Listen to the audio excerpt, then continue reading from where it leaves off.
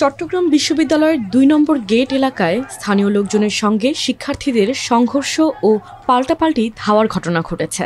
৩০ August রাত ১২:১৫টার দিকে বিশ্ববিদ্যালয়ের এক ছাত্রীকে মারধরের জেরে এ পরিস্থিতি সৃষ্টি হয় বলে জানিয়েছেন প্রত্যক্ষদর্শীরা।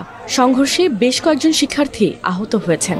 পরে রাত ৩:৩০টার দিকে সেনাবাহিনীর সদস্যরা ঘটনাস্থলে গেলে পরিস্থিতি নিয়ন্ত্রণে আসে। প্রত্যক্ষদর্শীদের তথ্য মতে ওই ছাত্রী বিশ্ববিদ্যালয়ের ২ নম্বর গেটের কাছে একটি ভবনে ভাড়া থাকেন। ৩০ অগস্ট রাত 11:30টার দিকে তিনি ওই ভবনে প্রবেশের চেষ্টা করলে এক পর্যায়ে ভবনের দারোয়ান তাকে মারধর করেন। এ সময় ২ নম্বর গেটে থাকা শিক্ষার্থীরা দারোয়ানকে ধরতে গেলে তিনি পালিয়ে যান। শিক্ষার্থীরা তাকে ধাওয়া করলে স্থানীয় লোকজন ইট পাটকেল মারা শুরু করেন। তখন সংঘর্ষ ও পাল্টাপাল্টি ধাওয়ার ঘটনা ঘটে।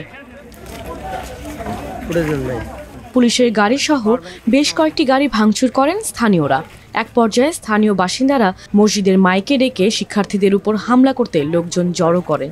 এই সময় ২ নম্বর গেট সংলগ্ন বাচা মিয়ার দোকানের সামনে দেশীয় অস্ত্রশস্ত্র নিয়ে শিক্ষার্থীদের ঘিরে ফেলে হামলা চালানো হয়। ঘটনাস্থলে উপস্থিত থাকা বেশ কয়েকজন শিক্ষার্থীকে কুপিয়ে জখম করেন তারা। ২ নম্বরের গেটের রাস্তা থেকে মোটামুটি টর্চ, লাইট, লাঠিসোঁটা এবং দা, বটি বা হাসা এরকম জিনিসপত্র নিয়ে আমাদের ধাওয়া করা হয়। ওখানে এলাকাবাসীর সামনে দেশীয় অস্ত্র নিয়ে আমাদের উপরে আক্রমণ করছে এবং তাদের হাতে দেশীয় অস্ত্র ছিল এবং পিস্তলও ছিল।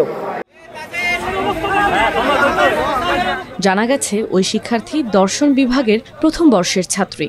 তিনি বলেন, আমি প্রতিদিন সময় মতো বাসায় আসি, আজকেও দেরি করিনি, 12টার মধ্যে চলে আসি। দারোয়ানকে দরজা খুলতে বললে তিনি খুলছিলেন না। পরে জোরে ডাক দিলে তিনি অকথ্য ভাষায় কথা বলেন। আমি জবাব দিতে গেলে হঠাৎ আমার গলায় চড় মারেন। সঙ্গে সঙ্গে আমার রুমমেটরা নামলে তিনি আমাকে ধাক্কা দিয়ে ফেলে দেন এবং লাথি মারতে থাকেন। আমি আত্মরক্ষার চেষ্টা করলে আমার রুমমেট ও আশেপাশের লোকজন এগিয়ে আসেন।